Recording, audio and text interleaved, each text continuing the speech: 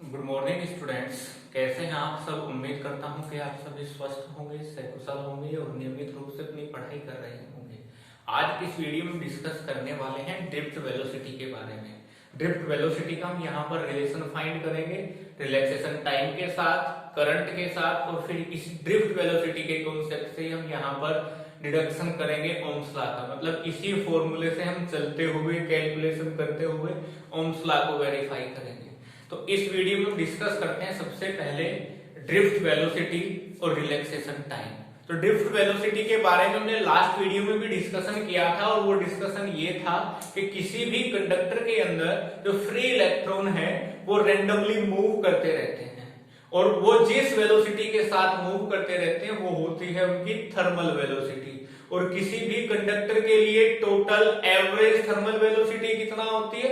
0 होती है। इसका रीजन क्या दिया था? इसका रीजन ये था कि एक क्यूबिक मीटर कंडक्टर के अंदर, वॉल्यूम के अंदर लगभग 10 की पावर 28 इलेक्ट्रॉन्स होते हैं, और वहां पर ऐसा पॉसिबल है कि यदि 10 इलेक्ट्रॉन्स ऊपर की तरफ मूव कर रहे हैं तो 10 इलेक्ट्रॉन नीचे की तरफ मूव कर रहे हो, 10 इलेक्ट्रॉन राइट में मूव कर रहे हैं, 10 इलेक्ट्रॉन लेफ्ट में मूव कर रहे हो।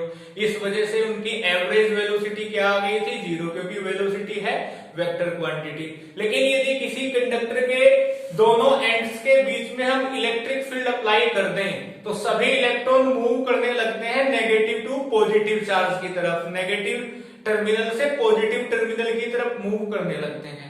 और जिस वेलोसिटी के साथ वो मूव करते हैं उसी को हम कहते हैं ड्रिफ्ट वेलोसिटी। और पूरे कंडक्टर की ड्रिफ्ट वेलोसिटी के लिए हम क्या निकाल लेंगे? सभी इलेक्ट्रॉन्स की ड्रिफ्ट वेलोसिटी का एवरेज निकाल लेंगे। ड्रिफ्ट वेलोसिटी को डिनोट किससे किया जाता है? वीडी से डिनोट किया जाता है। यहीं पर एक सेकेंड टर्म के बारे में और जान लेते हैं, उसका क्या नाम है? Relaxation time. तो रिलैक्सेशन टाइम क्या होता है? जैसे ही इलेक्ट्रॉन्स कंडक्टर के अंदर मूव करते हैं तो ऐसी पॉसिबिलिटी है कि उनके कोलिजन्स हो, वो एक दूसरे से टकराएं, और दो सक्सेसिव कोलिजन्स के बीच का जो टाइम होता है उसी को हम कहते हैं रिलैक्सेशन टाइम। तो अब हम यहां पर इस वीडियो में अपना पहला टॉपिक डिस्कस करने वाले हैं, relation between drift velocity and relaxation time.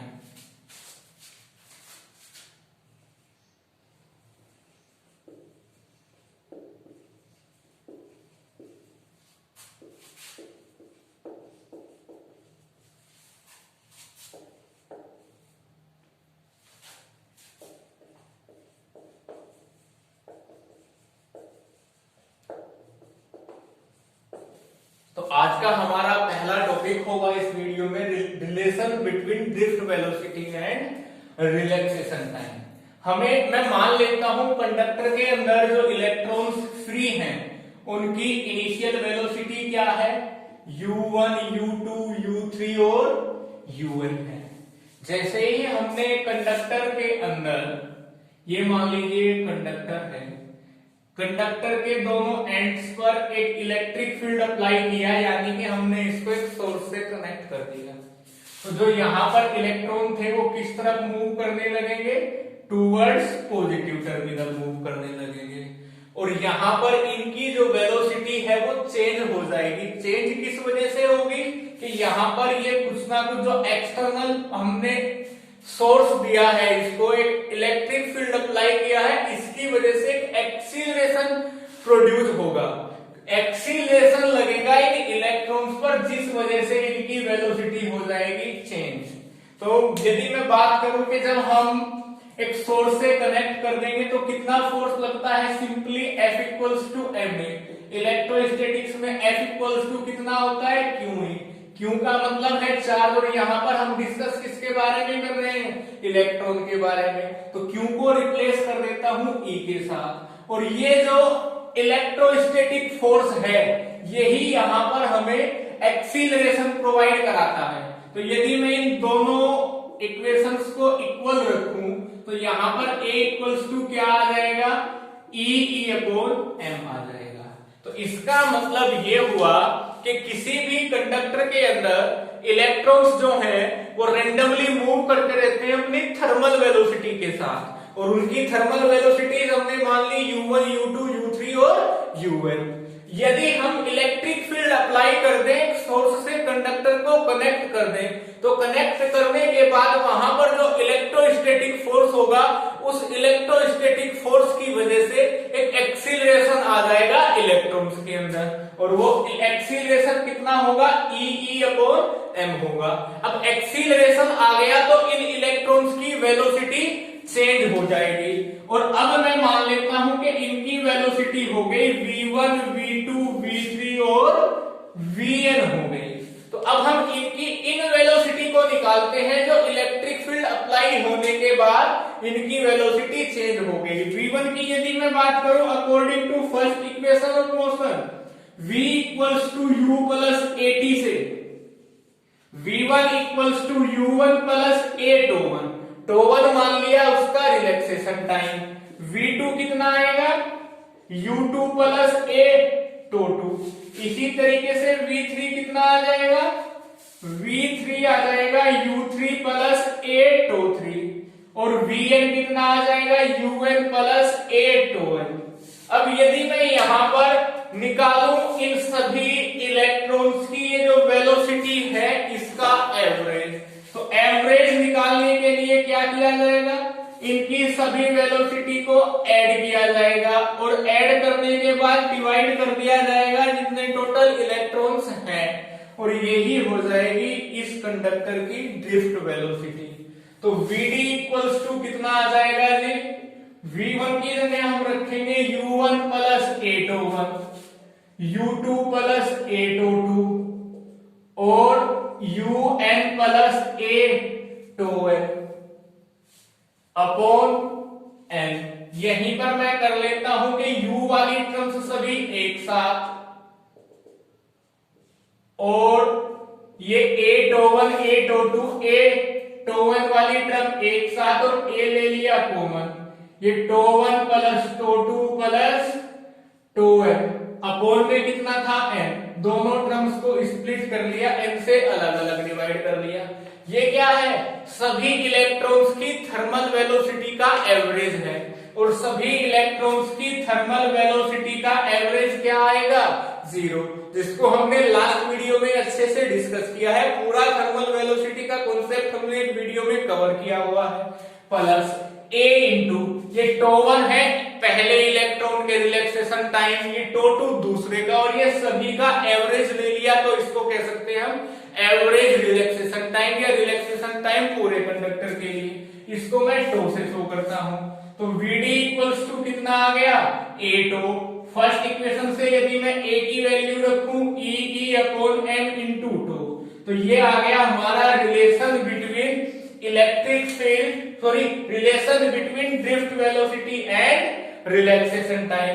यदि मैं इसको वेक्टर फॉर्म में लिखूं तो Vd इक्वल्स टू आएगा माइनस E अपॉन m टू। अब इलेक्ट्रॉन की डायरेक्शन इलेक्ट्रिक फील्ड के डायरेक्शन के अपोजिट होगी, क्योंकि इलेक्ट्रिक फील्ड की डायरेक्शन हमेशा कहां होती है, पॉजिटिव टू नेगेटिव। ये इलेक्ट्रिक फील्ड की डायरेक्शन, इलेक्ट्रॉन किस तरफ मूव कर रहे हैं, पॉजिटिव की तरफ, इसीलिए हम यहां पर माइनस साइन लगाएंगे। तो ये इस वीडियो का हमारा पहला पॉइंट था, relation between drift velocity and relaxation time. अब यहीं पर हम अपना दूसरा टॉपिक या दूसरा पॉइंट स्टार्ट करने वाले हैं, relation between drift velocity and electric current.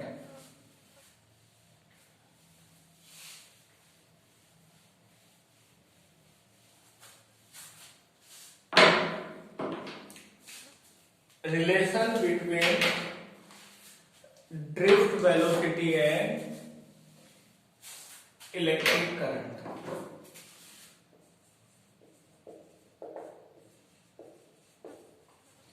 इस टॉपिक को स्टार्ट करने के लिए, समझने के लिए मैं मान लेता हूं ये है हमारा एक कंडक्टर। इस कंडक्टर की लेंथ है L और इसको कनेक्ट किया है एक सोर्स से जिसका पोटेंशियल डिफरेंस है V। अब आप यहां पर समझिए, हमें किसके बारे में डिस्कस करना है, इलेक्ट्रिक करंट और ड्रिफ्ट वेलोसिटी के बारे में। तो electric current I equals to क्या होता है, Q अपॉन T, क्योंकि करंट होता है rate of flow of charge. तो हम धीरे धीरे अपने कॉन्सेप्ट को समझेंगे और इसी फॉर्मूले से हम इनके बीच का रिलेशन फाइंड करेंगे। अब यहां पर देखिए हमें किस चीज की जरूरत पड़ेगी, हमें जरूरत पड़ेगी चार्ज की। तो सबसे पहले हम निकालेंगे टोटल चार्ज। और टोटल चार्ज कैसे निकालेंगे, मैं मान लेता हूं चार्ज ऑन इलेक्ट्रॉन ई है, चार्ज इलेक्ट्रॉन पर कितना है, ई है। वॉल्यूम ऑफ कंडक्टर कितना है, वॉल्यूम ऑफ कंडक्टर V है। और V किसके इक्वल हो सकता है, A इंटू एल। A क्या है, इसका क्रॉस सेक्शनल एरिया, और L क्या है, इसकी लेंथ है। अब मैं मानता हूं number of electron in unit length, unit length के अंदर जो इलेक्ट्रॉन है वो n है।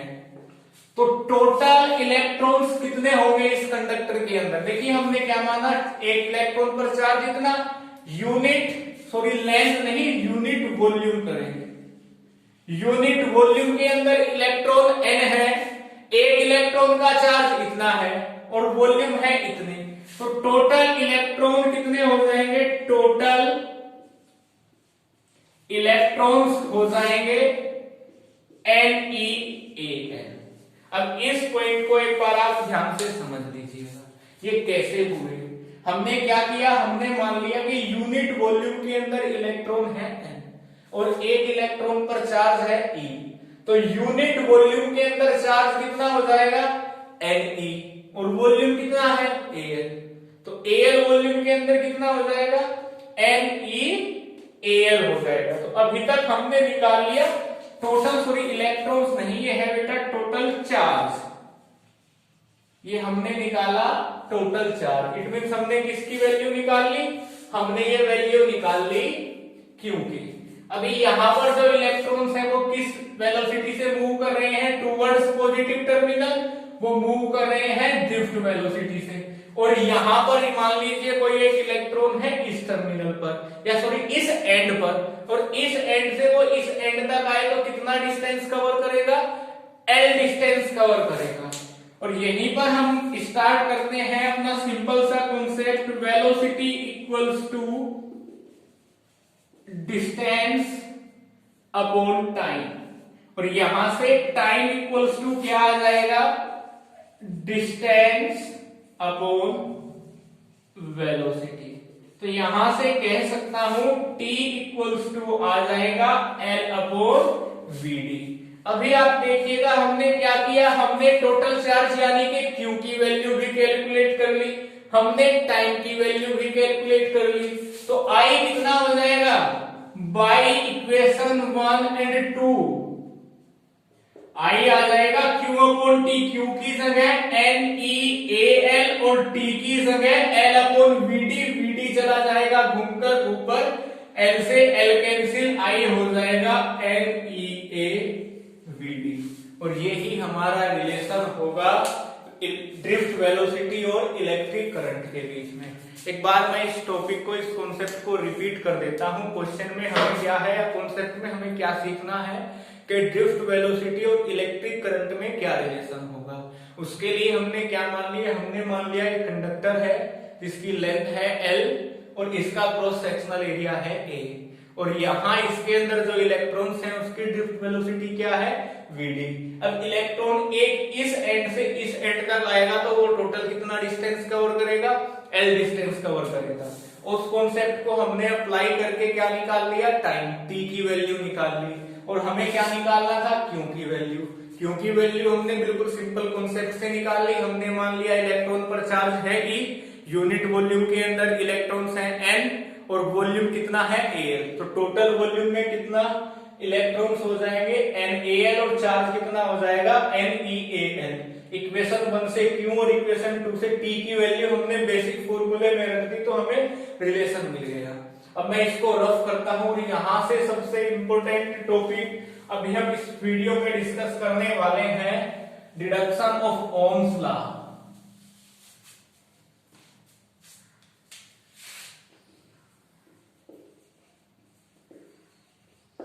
Deduction of Ohm's law. इस कॉन्सेप्ट को समझने के लिए हमें दो बातें पता होनी चाहिए। और पहली बात तो ये, we know that I equals to NEA VD, जो अभी हमने डिस्कस किया है।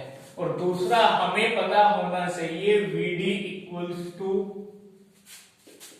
EE अपॉन M2, जो हमने पहला टॉपिक यहां पर डिस्कस किया है, relation between drift velocity and relaxation time और relation between drift velocity and electric field, sorry electric current. अब यहां पर मैं करता ये हूं कि फर्स्ट इक्वेशन से यहां पर वैल्यू निकालता हूं VD की।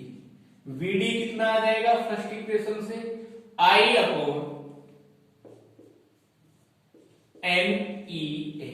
VD को इधर ही रखा और NEA आ गया I के अपोन में, और ये वैल्यू मैं रिप्लेस कर देता हूं इस सेकेंड इक्वेशन में। तो VD की जगह रखता हूं I upon NEA equals to EEM into 2।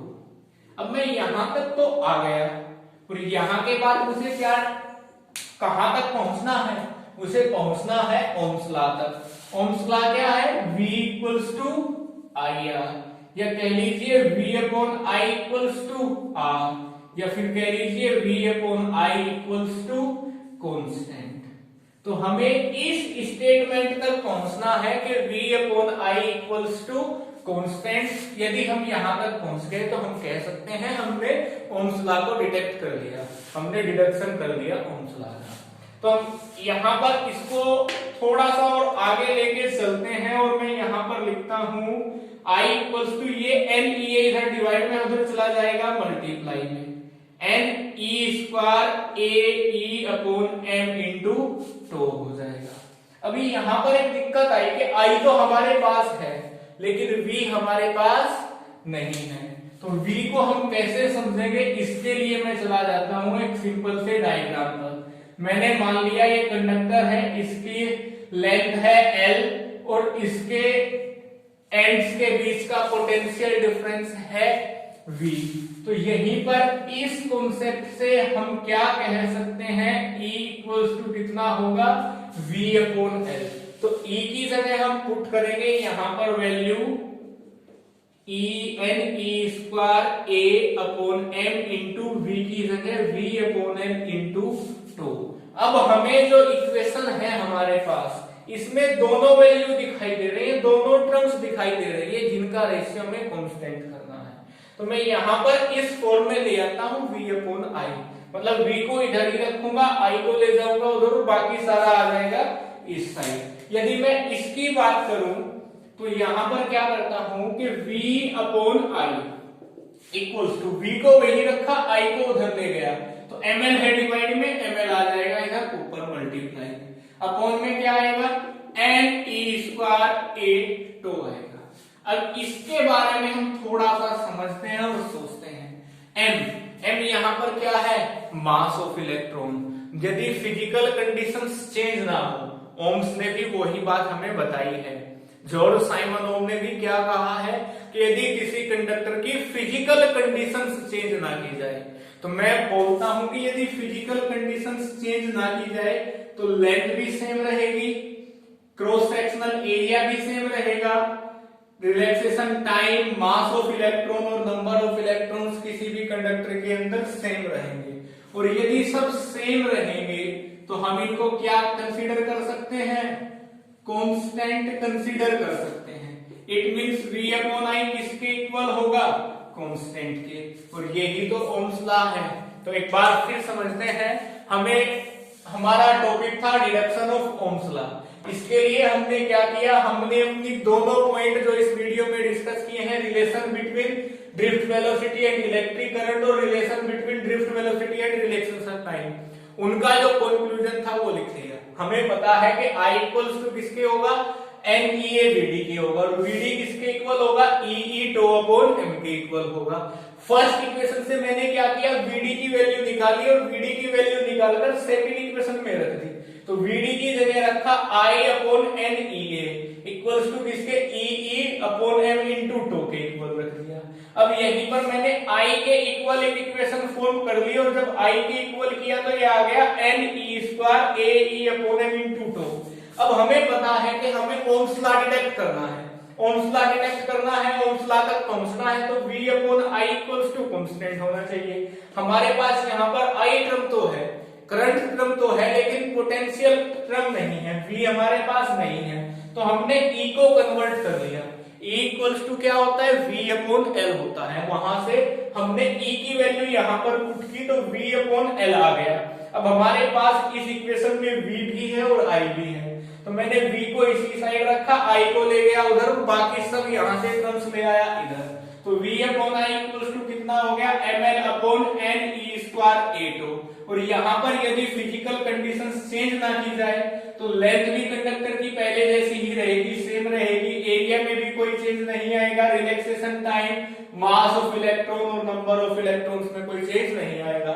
It means ये सभी टर्म्स क्या है, कांस्टेंट है। और V/I को क्या लिख सकते हैं हम, कांस्टेंट लिख सकते हैं, और यही है हमारा ओम्स लॉ। उम्मीद करता हूं कि ये तीनों पॉइंट आपको समझ में आए होंगे। आज की इस वीडियो में इतना ही। Thank you everyone.